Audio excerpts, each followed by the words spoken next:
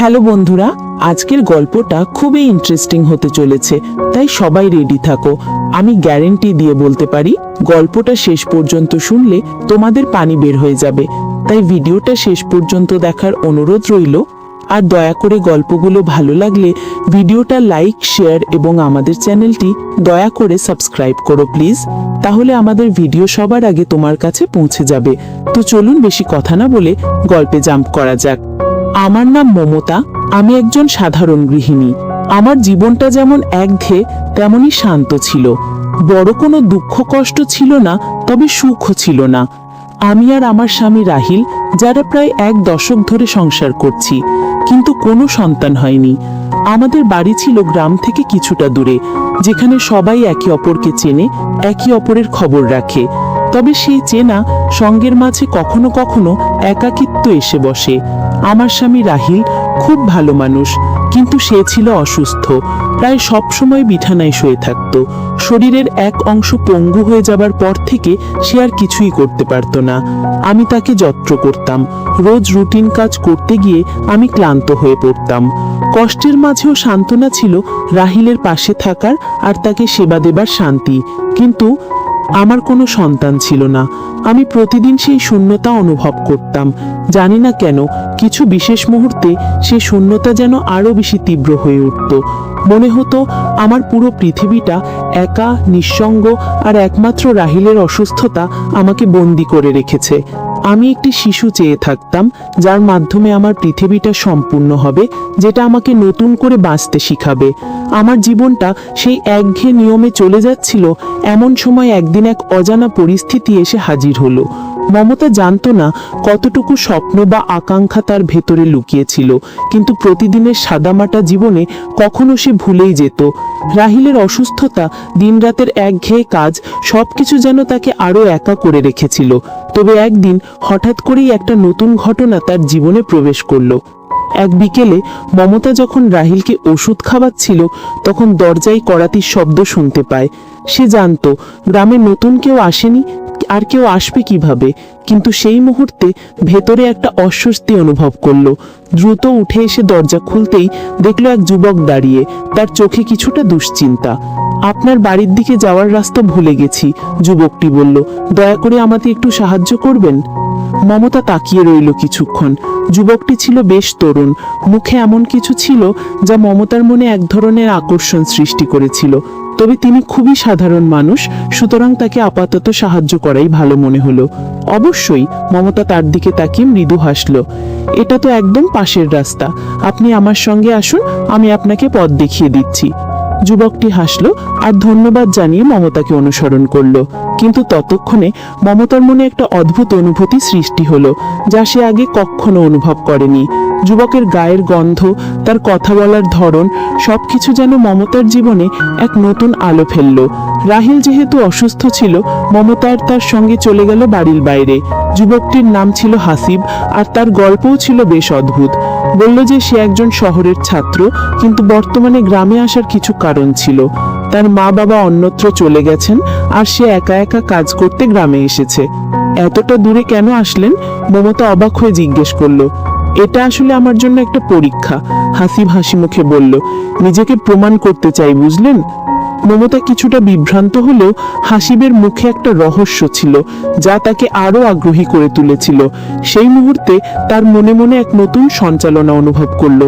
যতটা মনোযোগ সে রাহিলের প্রতি দিত, তার তুলনায় হাসিবের প্রতি তার মনোযোগ কিছুটা অন্যরকম হয়ে উঠছিল। হাসিবের সাথে এক ছোট্ট কথা বলার মাঝে মমতা বুঝতে পারলো হয়তো তার জীবনে কিছু বদল আসতে চলেছে। পরবর্তী কয়েকদিন হাসিব গ্রামে নিয়মিত আসা যাওয়া শুরু করলো, আর মমতা অনুভব করতে লাগলো যে তাকে আবারও কিছু নতুন চ্যালেঞ্জিং বা সজীব লাগছে। কখনো কখনো মমতা চিন্তা করত তার নিজের জীবনটা কি একঘেয়ে হয়ে যাচ্ছে। এই হালকা সম্পর্কের মাঝে কি কিছু পরিবর্তন আসবে? এখন তার জীবনে দুটি পৃথক অনুভূতি চলছে। একদিকে রাহিলের প্রতি ভালোবাসা এবং দায়িত্ব, আর অন্যদিকে হাসিবের প্রতি এক অজানা আকর্ষণ। এই দ্বন্দ্ব মমতার ভেতরে ক্রমশ বাড়ছিল। যদিও সে কোনোদিনই মেনে নিতে চাইছিল না, হাসিবের উপস্থিতি মমতার জীবনে একটা অদ্ভুত পরিবর্তন নিয়ে এসেছিল। রাহিলের প্রতি তার দায়িত্বের অনুভূতি ছিল বরাবরই দৃঢ়, কিন্তু হাসিবের সঙ্গে কথা বলার পর তার মনে অস্বাভাবিক এক সঞ্চালনা শুরু হলো। সেও জানতো না কেন এই নতুন সম্পর্ক তাকে এতটা টানে, অথচ সে রাহিলের জন্য সবকিছু করছিল। একদিকে হাসিবের হাসি, তার সহজ সরল কথাবার্তা, সবকিছু যেন তাকে একটা নতুন জীবন শুরু করার আকাঙ্ক্ষা জাগিয়ে তুলেছিল। অন্যদিকে রাহিলের প্রতি তার ভালোবাসা এবং দায়বদ্ধতা তাকে এড়িয়ে চলতে বাধ্য করছিল। তবে মমতা আসলেই জানতো না কিভাবে দুটো ভিন্ন অনুভূতি একসঙ্গে মেনে চলবে। একদিন রাহিলের জন্য রাতের খাবার প্রস্তুত করতে করতে মমতা মনের মধ্যে ভাবছিল, আমি কি পারবো দুইজনের মধ্যে কোনটা বেছে নিতে? এমন সময় হাসিব হঠাৎ করে মমতার বাড়িতে এসে উপস্থিত হয়। এই বিষয়টি মমতা মোটেও প্রত্যাশা করেনি, তবে কিছু একটা মনে হলো। হয়তো হাসিব চাইছিল তাকে আরেকটু ভালোভাবে জানতে।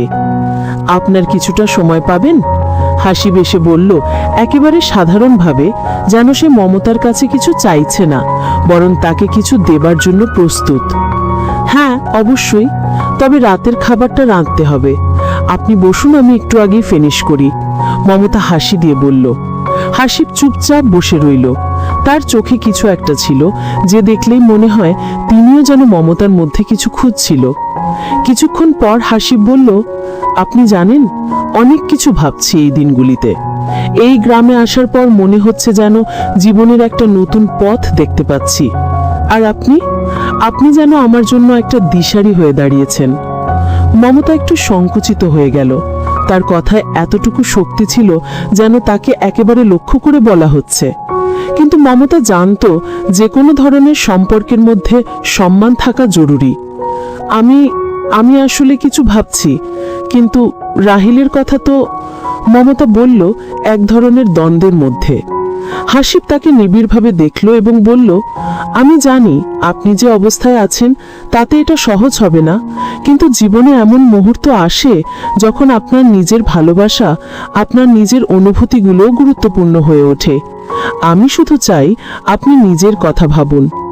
মমতা কিছুটা নীরব হয়ে গেল। হাসিবের কথা তার মনের ভিতরে এক ধরনের দ্বন্দ্ব তৈরি করেছিল, কিন্তু সে জানতো রাহিলের অসুস্থতার কারণে তার জীবনে একটি অন্যরকম দায়িত্বের বোঝা ছিল। আরেকদিন যখন রাহিল কিছুটা সুস্থ অনুভব করল, মমতা তাকে বলে, রাহিল, আমি ভাবছি একটু সময়ের জন্য কোথাও গিয়ে কিছু সময় কাটাবো। কিছুটা নিজেকে পাওয়ার জন্য তোমার জন্য ভালো হবে। তুমি একটু একা সময় কাটাতে পারবে? রাহিল চুপচাপ তার দিকে তাকালো। তুমি যদি ভালো থাকো তবে আমি কিছু মনে করব না। তুমি যা চাও তাই করো, রাহিল একটু ক্লান্ত কণ্ঠে বলল। এটা শুনে মমতা কিছুটা শকড হলো। তাকে কখনোই মনে হয়নি যে রাহিল এতটা উদার হতে পারে, কিন্তু হঠাৎ করেই মনে হলো এই সময়টাই ছিল মমতার জন্য প্রয়োজন। একদিন বিকেলে মমতা হাসিবকে ফোন করে বলল, তুমি কি চাইবে আমার সঙ্গে কোথাও যেতে? হাসিব 1 সেকেন্ডের জন্য চুপ থাকলো, তারপর উত্তরে বলল, হ্যাঁ, আমি চাই। সেই দিনটা ছিল মমতার জীবনে এক নতুন অধ্যায়ের সূচনা। হাসিবের সাথে ঘুরতে গিয়ে সে অনুভব করলো যে সবকিছু ঠিকঠাকভাবে চলছে না, তবে এই ছোট ছোট পরিবর্তনগুলো তাকে জীবনের ভিন্ন রং দেখাচ্ছিল। এই সময়টা ছিল খুব অদ্ভুত। একদিকে রাহিলের প্রতি তার দায়িত্ব, অন্যদিকে হাসিবের প্রতি তার আকর্ষণ। তবে মমতা জানতো জীবনে এমন মুহূর্ত আসতেই পারে যখন তাকে নিজের জন্য কিছু সিদ্ধান্ত নিতে হয়। মমতা কিছুটা সময় নিয়ে নিজের অনুভূতি পর্যালোচনা করতে শুরু করলো। হাসিবের প্রতি তার আকর্ষণ ছিল, তবে রাহিলের অসুস্থতা আর তার প্রতি দায়িত্ববোধ তাকে আরেকটু কষ্ট দিচ্ছিল। দিন যতই গড়াচ্ছিল, মমতার মধ্যে এক অদ্ভুত বিভাজন তৈরি হচ্ছিল। একদিকে হাসিবের সঙ্গে কাটানোর সময়, অন্যদিকে রাহিলের প্রতি তার দায়িত্ব। মমতা অনুভব করল সে নিজেকে আর কারোর জন্য হারাতে চায় না, যদিও তাকে কারোর পাশে দাঁড়াতে হবে। 3 সপ্তাহ পর মমতা একদিন হাসিবের সাথে গভীর আলাপে বসে। হাসিব বলল, আমি জানি তুমি অনেক কিছু অনুভব করছো, অনেক কিছু ভাবছো, কিন্তু আমি তোমাকে সঙ্গ দিতে চাই, তোমার পাশে থাকতে চাই। মমতা কিছুটা কাঁপা কাঁপা কণ্ঠে বলল, তুমি খুব ভালো হাসিব, কিন্তু আমি যদি সবকিছু একদম পরিবর্তন করি? আমি তো রাহিলের জন্য দায়বদ্ধ। হাসিব মুচকি হাসলো এবং বলল, তুমি যদি সত্যি তার জন্য দায়বদ্ধ থাকো, তবে তোমার নিজের জন্যও কিছু সিদ্ধান্ত নিতে হবে। আমি এখানে আছি যদি তুমি আমাকে প্রয়োজন মনে করো। এই কথাগুলো মমতার মনের মধ্যে গভীর প্রভাব ফেলল। কিছুদিন পর মমতা সিদ্ধান্ত নিল তাকে কিছুটা সময় নিয়ে নিজের জন্য সিদ্ধান্ত নিতে হবে।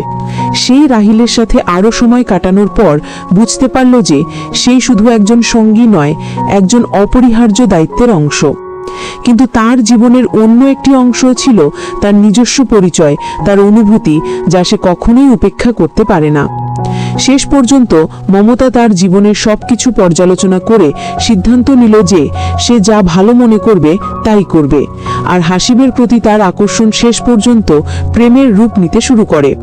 মমতা আর হাসিব এক নতুন পথ ধরে নিজেদের জীবনের নতুন অধ্যায় শুরু করে। রাহিলও তাদের সমর্থন দেয়, বুঝতে পারে যে মমতা তার নিজের জীবন ও অনুভূতি ভালোভাবে জানুক, তাহলে তাদের সম্পর্ক আরো সুন্দর হবে। গল্পটা আমাদের শেখায় যে জীবনে দায়িত্ব যেমন জরুরি, তেমনি নিজের অনুভূতি ও স্বাধীনতাও মূল্যবান। সম্পর্কের টানাপোড়েনে কাউকে শুধু বিচার করলে নয়, বরং বোঝাপড়া করলে তবেই প্রকৃত মানবিকতা প্রতিষ্ঠা হয়। এই ছিল আজকের গল্প। ভিডিওটি ভালো লাগলে দয়া করে লাইক, কমেন্ট এবং আর ব্লগ স্টোরি চ্যানেলটি সাবস্ক্রাইব করে আমাদের সাথে থাকুন। দেখা হচ্ছে কালকের ভিডিওতে। সেই পর্যন্ত সবাই ভালো থাকুন। ধন্যবাদ।